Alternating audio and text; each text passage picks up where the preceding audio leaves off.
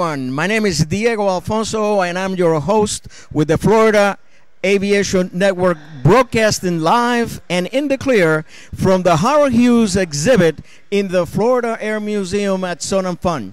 If you just join us, remember, 2013, this year marks the 39th consecutive air show, fly-in, and expo here in sunny Lakeland in Florida. Also, bear in mind that this is the second largest event of its kind in the world. And if you've been here before and you're not here today, I know you're hurting. But if you've never been here and you're watching, you don't know what you're missing. So either way, stop the hurt and come over and experience the greatest aviation experience there is by coming over. As a host, you know that my job is to interview aviation personalities and aviation enthusiasts. Our next guest happens to be not one, but two. And they are a team. They are performers, they're pilots, and they're aerobatic pilots. And we're going to have a chance to talk to them and let us know what they do, how they do it, and how they got into it. So I want you to help me welcome Melisa and Rex. Thank you. Welcome to the show. Thank you very much. I'll tell you, I was looking up at my notes. And I've been impressed a lot of stuff that I read. And I'm going to start with you since you just are here. I understand that you started to fly at a very young age. I did, yep. And can we disclose that, or is that a... Yeah, no, that's fine. Okay. So you can go ahead. You can tell us. Absolutely. I grew up flying with my grandmother back in Pennsylvania, and I live out in California now. But the first time I flew, I was probably 3 or 4 years old, and I just had a great passion for aviation from a young age. I'm 28 now. I did my first competition at 19 and my first air show at 20. Great. And Rex, how did you get... Take me back to the first moment in which you decided that you wanted to be a pilot. I think the first moment I wanted to become a pilot was when I really met Melisa about 6 years ago now. And I was a skydiver, and that's what I do in the air shows is wingsuit skydiving. And when I met Melisa, it's kind of a prerequisite when you date an airshow pilot to become a pilot yourself. And now being married to Melisa, I have to be a pilot, and I have to get into aerobatics. So you do aerobatics also? Just very basic aerobatics. We have a Cessna 150 Airbat at home that was Melissa's grandma's plane that we both learned to fly, and now I fly that. And hopefully we'll get a Giles or a Pitts. Okay. Would you describe for us what your performance, what the show that you guys do is? So just go ahead and give us a little... So what we do is quite a unique routine that we came up with, which is human flight, which is me flying a wingsuit, which is a fabric suit sewn between my arms and legs, and I get about a 3-to-1 glide ratio. So every 3 feet I fly forward, I drop 1 foot. And Melisa then, in her Edge 540, it's a high-performance mono-wing aerobatic aircraft, comes and rolls around me in the aeroplane. So what we're doing is we're creating a formation flight between a skydiver and an aerobatic aircraft. You're a courageous man. Yeah. You just don't want to annoy her before you go flying in the morning. That's just the golden rule of our act. That's great. But now, Melisa, I can understand wanting to be a pilot. Yes. What I want to know is, and I guess our viewers want to know also is, and by what you're saying, you can be helping a lot of those people out there. What was the spark that made that connection between being a straight and level pilot to an all over the place pilot? Tell us about that. Well, my grandma used to make it like a roller coaster ride as a kid. She'd do the countdown and go into a loop or go into a roll, and I just thought that was so much fun. And when I went to Embry-Riddle Aeronautical University, and I got there. I love to fly, but I realized very quickly that I didn't want to just do that type of flying. I wanted to go play. I wanted to go try bush flying and aerobatics, and that was where my passion was. I want to feel like I'm part of the airplane and the airplane is moving with me. Yes. It's funny that you say that because I'm a flight instructor. Oh, great. I'm more of a straight and level kind of guy. And but I always tell whenever I'm teaching somebody, I always tell them, I said, you want to get to the point that you don't want to strap the seatbelt. Yeah. You want to attach the aircraft to you. That is so true. and to make those wings an extension of your body. Absolutely. And you can only get that when you take the airplane to the edges, because that's when you know when everything is happening and how far you can go. That's right. And the airplane I fly is the Edge 540, and it is built around the pilot, a single seat plane, and it really, you're right in the center of rotation when you're flying, so you really do feel at one with the airplane.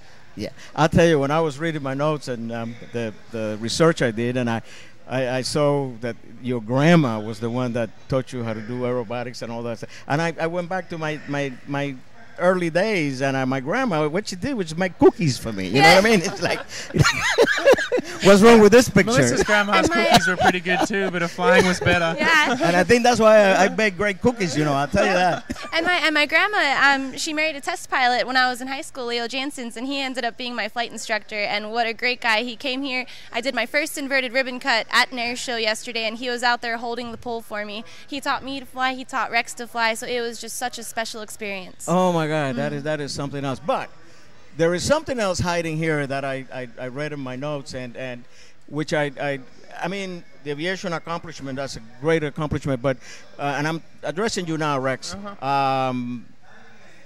You are an accomplished mountain climber. Is that the right term? Yeah, that's the right term. I'm a mountaineer. Before I met Melissa, I was a professional mountaineer for about 4 years, sponsored to go around climbing some of the highest mountains in the world, and I climbed the 7 summits, which is the highest mountain on every continent, which includes Mount Everest, and I climbed Mount Everest at 21 years old. And so, coming from a mountain climbing background, I absolutely loved the mountains and loved being outdoors. It naturally flowed into skydiving, naturally flowed into aviation as well. So I'm a paraglider pilot and a hang glider pilot and things like that. So it really naturally flowed all together. Right, and you love altitudes, I guess. Yeah. That's I love the being deal. in the clouds and around because the clouds. Mount Everest, I don't know, but I correct me if I'm wrong, because you were there. It's what, 29,000 feet? Yeah, 29,028 feet. So it's pretty. It's up there. It's up there. Now, just for our viewers, to put this into perspective, Mount Whitney in California is about 10,500, maybe 10,800 feet high. Imagine that 3 times. That's a lot of altitude. Yeah. That's a lot of altitude to climb. I'll tell you, my adrenaline glands, I don't think they will produce enough adrenaline just for me to think about doing that. Never mind doing it. So you have climbed, name me the other mountains that you... So there's basically a circuit that you can climb called the 7 Summits, which is the highest mountain on every continent. So you climb a mountain called Vincent Massif in Antarctica. In Australia, you've got Mount Kosciuszko.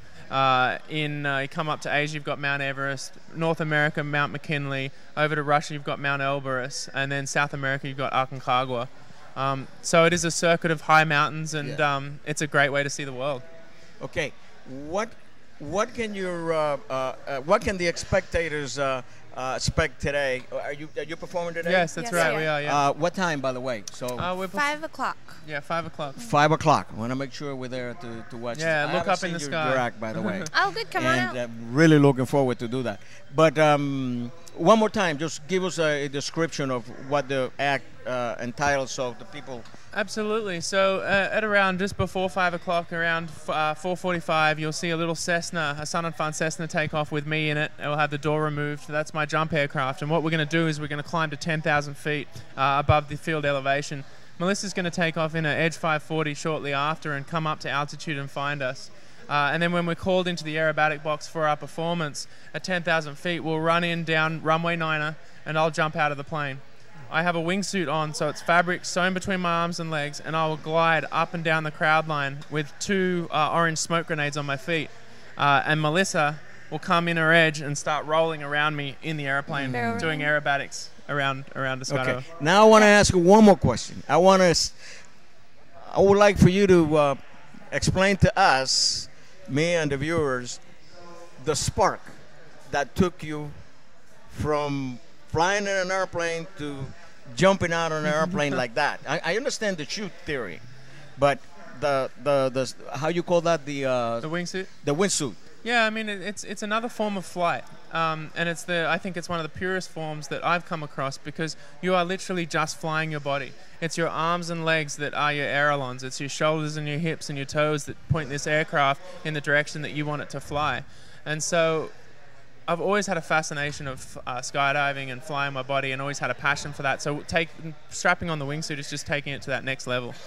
And is there a predetermined altitude at which you stop the process? Yeah, there absolutely is. You have to land with a parachute. It's just like a normal skydive. So at 2,000 feet, I flare the wingsuit. So I slow the wingsuit down, just like you would do in a normal aircraft for landing, and then pitch my parachute. So I reach back and pull my parachute out, and that just deploys like a normal skydiving opening, and I hopefully drift down to a nice soft landing.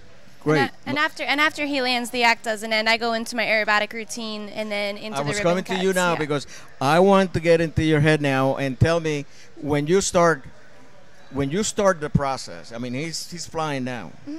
Take me through the process of your mental process as you start rolling around him. Sure. So basically we do it as a formation. So basically the skydiver is the lead, and I'm in trail behind the skydiving aircraft. I watch Rex exit. He has smoke coming from his feet, and once he starts his flight path and I see that the jump platform is clear, then I just come in and start barrel rolling around him. And the reason we have to do it that way is he has fast forward speed but also a high rate of descent, and my airplane's not draggy enough. I'll pass him if I try to just stay right next to him, and the barrel rolls allow me to stay in proximity with him, and that way when people see my smoke, they can zero in and see Rex. Exactly, you stay in sync. Exactly. In other words, stay in sync. Yep. Now, I want to ask you another question.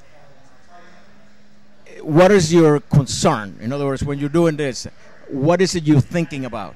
My main thing is just to keep visual contact on Rex the entire time he's in free fall, so that I know where he is. He jumps with the radio, so he can tell me when he's about to turn. If the radio doesn't work, he just kicks his feet so I can expect it. And then if I was to lose contact with him because of the sun or anything like that, the good thing is he's in free fall, so he's always going down. I can level or climb, and then we have simple deconfliction. Now, has there ever been a moment where there's been, shall we say, a close one? No, I think that sometimes I can get in and catch him by surprise. But you want to keep his confidence up. So. Yeah, absolutely. But for me, it's it's a very predictable, very controlled act that we're doing. And then once he opens under canopy, I climb up to set up for the aerobatic portion of my routine, and I just wait until I know that he's on final or about to land before I start flying. And why don't you tell us, what does your routine involve?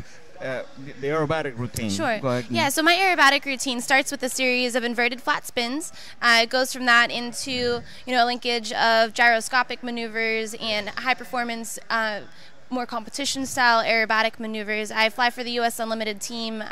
First flew for the team 6 years ago, and I'll be competing in the World Championships this summer in Texas, which we're very excited to be hosting them in the States. So my routine is really, I try to show you the full envelope of what the Edge 540 is capable of, with finishing it with an inverted ribbon cut. And then if anyone can hear the announcer, I'll get on the radio after the ribbon cut and I do a little wave goodbye with the airplane, and I like to get on and just give a shout out to everyone and say a little word of encouragement to the women in the audience. Of course, of course. And then what a better way to do it than showing them. Exactly. You know what I mean? I mean, my hat is off to you. I haven't seen your act, like I told you before, but I want to make sure that I will see it. Wonderful. I will see it this time. Rex, is there anything else that you guys would like to say before parting? No, I mean, it's just fantastic to come out to Sun and Fun. And if you're not out here, please make an effort to get here. The vendors are all out here, the sun's shining, and airplanes are flying. So this is a great venue to celebrate aviation together. Absolutely. I don't think we can think of a better place to be. No, it's perfect. If you're a pilot, even if you're not a pilot, the atmosphere is contagious. The enthusiasm, the everything. The airplanes going by, and the sounds and the smells and everything. Oh, one of the best aviation events in the world. You know, I want to encourage people to come out. Our sponsors are out there at the booth, so a great big thanks to them for making it possible for us all to be here. Sure. And if you want to follow us anymore, our website is www.sportsgal.com. Okay, repeat that again. www.sportsgal.com. Did you hear that? You got that?